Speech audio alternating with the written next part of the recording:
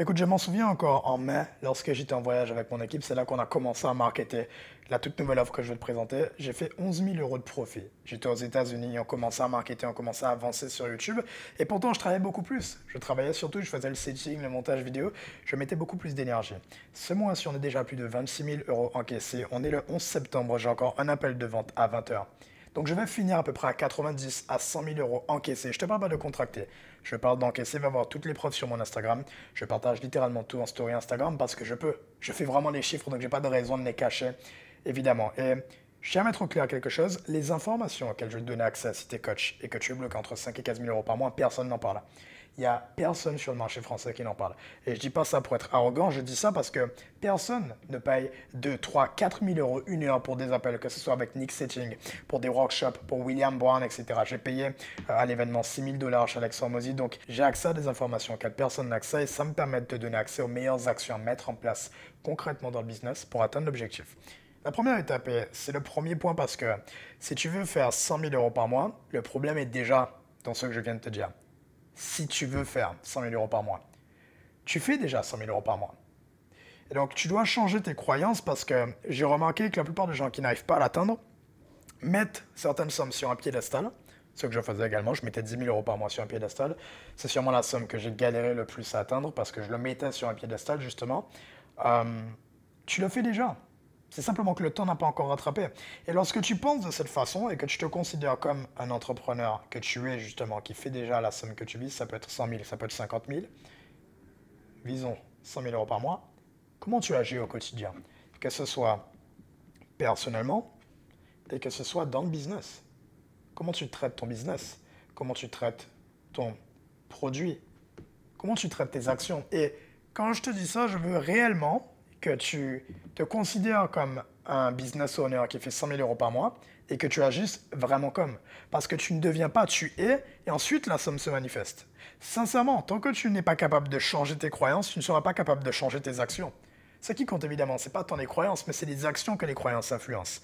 Tes croyances qui sont incohérentes avec ton objectif t'amènent à avoir des actions qui sont incohérentes avec l'objectif que tu te fixes. Et tu auras beau régler tous les problèmes de scaling dont te parle, dont tous les coachs que tu vois sur Internet te parlent, si tu n'es pas capable de régler tes croyances, tu vas être ton propre ennemi, tu vas t'auto-saboter pour ne pas atteindre l'objectif. Exemple simple, tu fais peut-être 10 000 euros par mois. Le business est peut-être instable, tu as fait un très bon mois à 20 000, tu n'arrives pas à stabiliser à 10, 15 000 euros par mois de profit tous les mois. Le problème principal que tu as, c'est que tu penses encore dans ta version actuelle. Tu ne penses pas dans ta version future qui fait déjà les 100 000 euros par mois. Est-ce que tu feras du montage vidéo? Est-ce que tu seras en train de passer ton temps sur CapCut ou peut-être en train de déléguer à des employés moyens qui ne sont pas des e-players? Est-ce que tu seras en train de faire des miniatures sur Canva? Est-ce que tu seras en train de mettre en place les actions quotidiennes que tu as dans ta journée qui te bouffent tout ton temps si tu étais à 100 000 euros par mois? Non. Alors supprime ces actions. Tu dois constamment réfléchir avec ce prisme. Automatise, supprime, délègue. Et lorsque tu réfléchis avec ta version future, tu impactes positivement tes actions. Est-ce que tu te traiterais de la même façon personnellement? Quel est le taux horaire de ta version qui fait 100 000 euros par mois? Et si ton action actuelle rapporte moins que le taux horaire de quelqu'un qui fait 100 000, supprime-le. Ne le fais pas, délègue à quelqu'un d'autre. Tu ne dois pas faire de montage, tu ne dois pas faire de setting, tu ne dois quasiment pas faire de closing, tu dois te concentrer sur tes zones de levier. Également, sur ton côté personnel, la plupart des gens, et je l'ai vu sur le marché américain, je le traduis, l'incapacité d'être cohérent. Ton cerveau doit te faire confiance. C'est-à-dire que quand tu dis quelque chose, ton cerveau doit le croire. Ce que je veux dire par là, c'est que si tu dis « je vais me réveiller à 8 heures » et que tu te lèves à 10 heures, tu envoies le signal à ton cerveau que tu mens constamment. Si constamment tu dis quelque chose et que tu ne le fais pas, comment tu veux faire en sorte que lorsque tu dis « je fais 100 000 euros par mois », ton cerveau te croit? Parce que le fait que ton cerveau te croit va impacter encore une fois tes actions. Si constamment tu dis « je me réveille à 8 heures, je ne le fais pas. Je vais faire ma séance de sport, je ne le fais pas. » Tu seras incapable d'atteindre l'objectif. Je peux te garantir que la discipline que tu arrives à construire te permettra de construire la réalité que tu souhaites. Si tu n'es pas capable de te concentrer personnellement, te te contrôler personnellement, tu ne seras pas capable de designer la réalité que tu souhaites. Parce que c'est ce contrôle et cette cohérence entre ce que tu dis et ce que tu fais qui te permettra de garder cette même cohérence entre je fais 100 000 euros par mois et je fais des actions qui me permettront d'atteindre l'objectif. Je ne connais aucun business owner qui fait 100 000 euros par mois qui n'est pas cohérent. Et je ne te dis pas d'aller méditer, te réveiller à 8 heures du matin, ça n'a aucun rapport. Je me suis levé à 11 heures le matin. Par contre, ce qui est important, c'est que lorsque je dis que je veux faire quelque chose, je le fais. Si je dis que je vais à la salle de sport tous les jours, je le fais. Il n'y a aucun jour où je ne suis pas allé à la salle. Si je dis que je vais lire, je le fais. Il n'y a aucun jour où je ne vais pas lire. Quand les clients rentrent dans le club, ils ont une maquette très claire à respecter avec des habitudes personnelles et des habitudes quotidiennes à respecter dans le business. Production de contenu, machine d'acquisition, tracking des KPIs et production de cash. Tous les jours, justement, nos clients doivent respecter ça et le coche, est-ce que c'est validé? Et le coche sur les maquettes qu'on leur a données. Personnellement, c'est un pas qu'on donne en physique. Si mon client ne le respecte pas, il sait clairement qu'il n'est pas en cohérence avec les actions quotidiennes qu'il doit respecter pour atteindre son objectif. Donc, restructure constamment ton état mental et tes croyances et agis comme la version que tu veux être. N'attends pas d'être cette version pour commencer à agir comme. N'essaie pas de réfléchir sur ton prisme de je fais 10 000 euros par mois. Par exemple, quelque chose de tout con, c'est est-ce que moi actuellement, quand j'étais bloqué à 10 000 euros par mois, si je réfléchissais comme Hans qui fait 10 000 euros par mois, est-ce que j'aurais eu le courage d'aller payer 2 000 à 3 000 euros pour des appels d'une heure? Non. Ben non, parce que je réfléchissais justement sur le prisme de Hans à 10 000. Mais ce que j'ai fait, c'est que j'ai réfléchi sur le prisme de Hans à 100 000, que je suis en train de devenir. On va finir à 100 000 justement. Mais si je réfléchissais sur mon prisme d'avant, c'est-à-dire mon prisme du présent, quand j'étais à 10 000 euros par mois, j'aurais peut-être pas pris des appels de 2 à 3 000 pour une heure parce que ça représente 2 à 3 tiers de mon salaire, 3 dixièmes de mon salaire. J'aurais pas eu accès aux bonnes informations et ces informations ne m'auraient pas amené au niveau auquel je suis actuellement. Donc réfléchis comme ta version future. Maintenant, pour passer beaucoup plus sur le côté dans le business. On a parlé de sur le business, voici comment tu structures un tunnel de vente à succès. Tu hookes l'avatar, tu construis de la confiance et tu lui vends. Le marché actuel, je veux que tu comprennes qu'il se situe comme ça. Méfiance, alors plutôt, le temps, on va mettre le temps. 2016, on va mettre 2025. Ok? Le niveau de méfiance augmente. Le niveau de confiance est en train de baisser. Le niveau d'éducation du marché est en train d'augmenter. Donc, méfiance en augmentation, confiance en baisse, niveau d'éducation en augmentation. Même des prospects en B2C connaissent les VSL, même des prospects en B2C connaissent le closing, ils connaissent comment on casse les objections. Les gens ne sont pas cons. Les gens le savent. Et donc, si tu structures de la même façon qu'avant, ne t'attends pas à avoir des résultats mis à jour. Tu auras les résultats d'avant. Tu auras des mauvais résultats parce que tu utilises un tunnel et une façon de vendre qui s'adapte à la manière d'acheter d'avant. Mais les gens n'achètent plus de la même façon. Donc le meilleur tunnel, c'est d'avoir une façon de hooker l'avatar parce que le gagnant 2025, c'est pas le meilleur. Le gagnant 2025, c'est simplement le plus visible, la plus visible. Parce qu'à la fin de la journée, soyons honnêtes, si on ne te voit pas, tu peux avoir le meilleur produit, meilleur delivery, meilleur témoignage. On ne te voit pas. On ne peut pas acheter chez quelqu'un qu'on ne voit pas dans tous les cas. Donc ton défi numéro 1, c'est simplement qu'on te voit. Tu vas utiliser plusieurs outils pour ça. Il y a le clipping, c'est ce qu'on met en place pour pas mal des clients. Au lieu d'avoir par exemple un seul compte Instagram qui publie une vidéo par jour, on aura 4, 5, 6, 10 comptes Instagram qui vont publier 4 vidéos par jour. Mets ton exemple de 10 comptes Instagram, ça fait des quarantaines de vidéos par jour. Tu fais 40 fois 30, ça te donne une idée.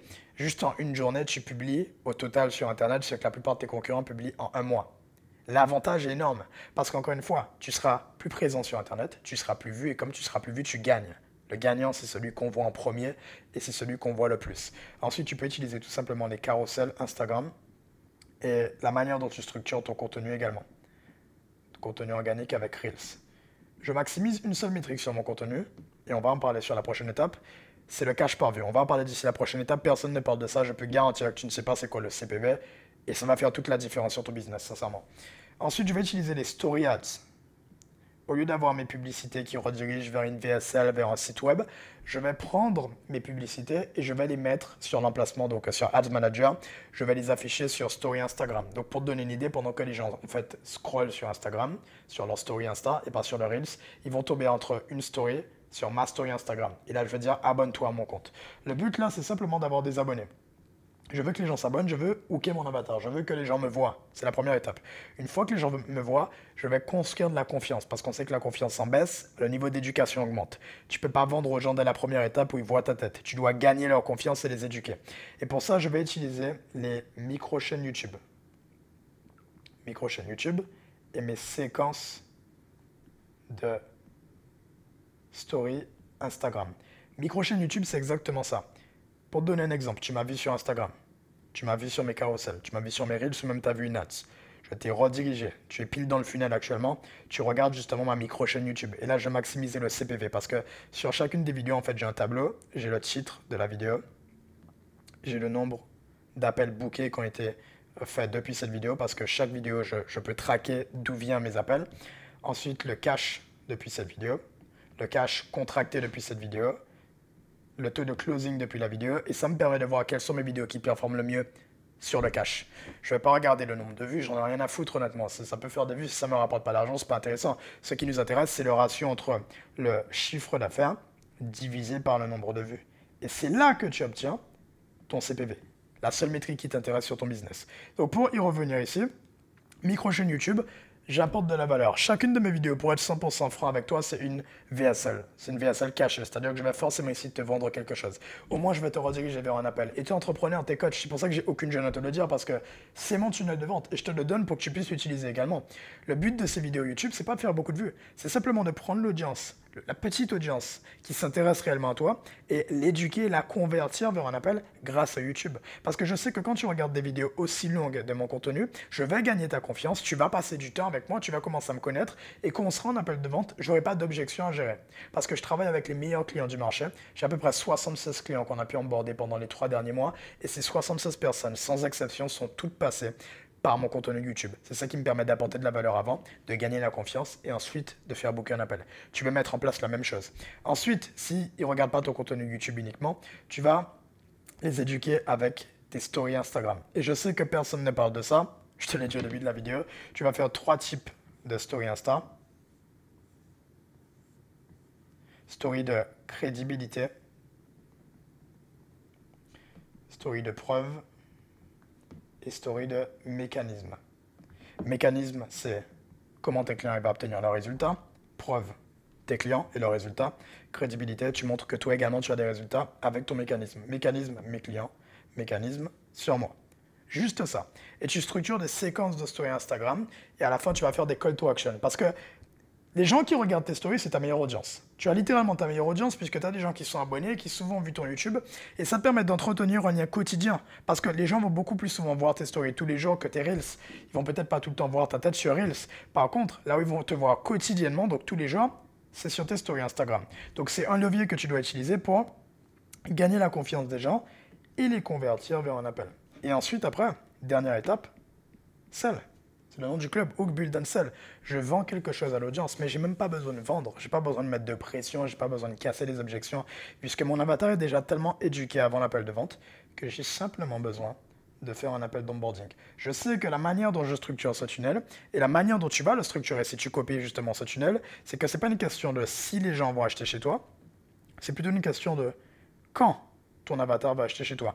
Même chose, je précise bien ton avatar. Même chose pour toi. Si tu es dans mon avatar, que tu as entre 5 et 15 000 euros par mois, que tu as une activité, que tu veux la structurer vers 50 à 60 000, c'est pas une question de est-ce que tu vas acheter, c'est une question de quand tu vas acheter. J'ai un énorme produit de qualité. J'ai accès aux meilleures informations. Je structure mon contenu pour gagner ta confiance. Tu vas finir par travailler avec moi. Il y a des gens qui consomment mon contenu sur YouTube et qui viennent en appel de vente 3 mois après avoir consommé mon contenu sur YouTube. Parce qu'ils consomment, ils passent du temps, les gens te connaissent. Et ensuite, les gens viennent, ils t'apprécient, ils te connaissent humainement parlant, ils connaissent ton offre, ils ont déjà une idée de ton pricing, ils veulent acheter chez toi. Maintenant, un autre pilier important sur la manière dont je structure mes appels de vente. Pour te donner une idée, j'ai besoin de 15 ventes dans le mois juste pour faire 60 000. J'ai besoin de 30 appels pris pour closer 15 personnes. Et donc, mon taux de closing, hop, actuellement, il est à 48%.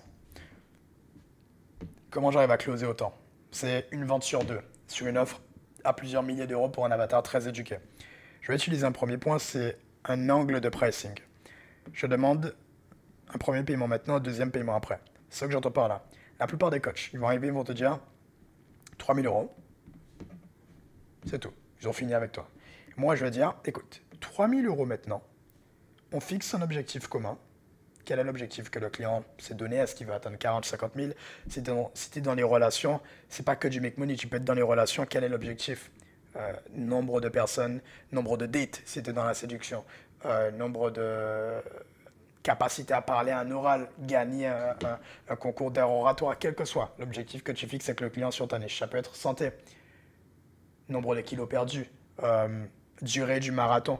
Il y a de l'argent à faire partout. J'ai un coach d'échecs avec qui je discutais hier. J'étais avec un ami qui tourne à 30 000 euros par mois. Donc il y a de l'argent à faire partout. Objectif que tu fixes. Et ensuite tu dis, une fois qu'on atteint cet objectif, tu payes 3 000 euros restants. Alors oui, les gens vont payer deux fois plus cher, mais ils vont aussi payer 2 fois plus facilement. Je vends 2 fois plus cher que mes concurrents, je maximise la LTV parce que moi j'apporte des résultats. Donc je sais que quand mon client me paye, je sais que je ne prends pas juste le premier paiement, je m'intéresse au deuxième paiement, à l'argent total que je prends. Parce que comme tu leur apportes des résultats, toi tu prends plus d'argent total et eux ils te payent plus facilement. Pourquoi? Parce que quand tu dis tu payes 3 000 maintenant, puis 3 000 après au résultat, non seulement ça augmente la valeur perçue puisque ça augmente le prix, mais surtout ils se projettent dans une fois que j'ai atteint l'objectif. Donc, ils se projettent dans le positif. Ils te payent plus cher, mais ils te payent plus facilement parce qu'ils se disent « Ah, mais il aurait pu me demander 6 000 euros total, il est gentil, il a séparé son prix. » Alors même que ton prix de base, on le sait, c'est peut-être 3 000. Toi, tu prends plus d'argent, tes clients te payent 2 fois plus facilement, ils sont plus engagés, ils ont plus de résultats. Aussi simple que ça.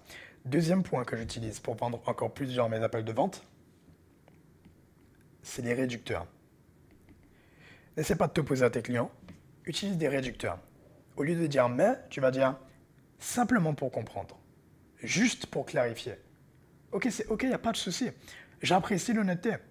Simplement pour comprendre.